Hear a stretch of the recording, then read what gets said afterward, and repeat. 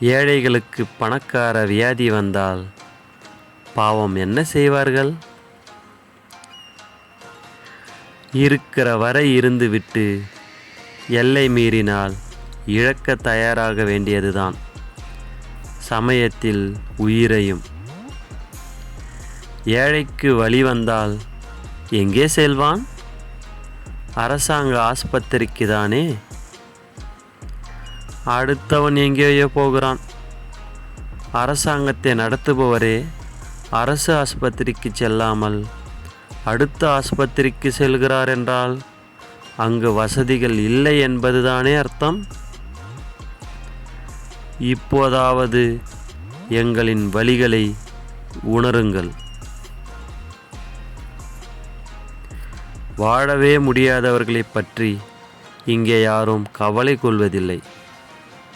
சொகுசாய் வாழ முடியவில்லையே என்றுதான் இங்கே எல்லாரும் வருத்தப்பட்டு கொண்டிருக்கிறார்கள். எங்களுக்கு எந்த இலவசமும் வேண்டாம்.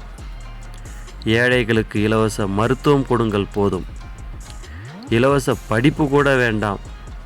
முடிந்தவரை படித்துவிட்டு முடியாமல் போனால் மூட்டை தூக்கி பிழைத்துக் கொள்கிறோம். சரியான மருத்துவம் கிடைக்காமல் செத்து கொண்டிருப்பவர்கள், செத்தவர்கள், அவர்களை சார்ந்தவர்களின் வழிகள் உங்களுக்கு தெரியுமா?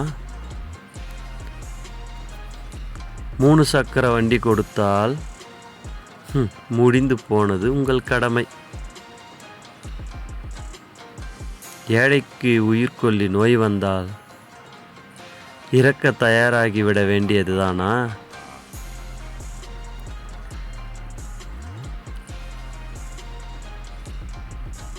எட்டா கனியாகவே இருக்கிறது எங்களுக்கு இன்பமான வாழ்க்கை.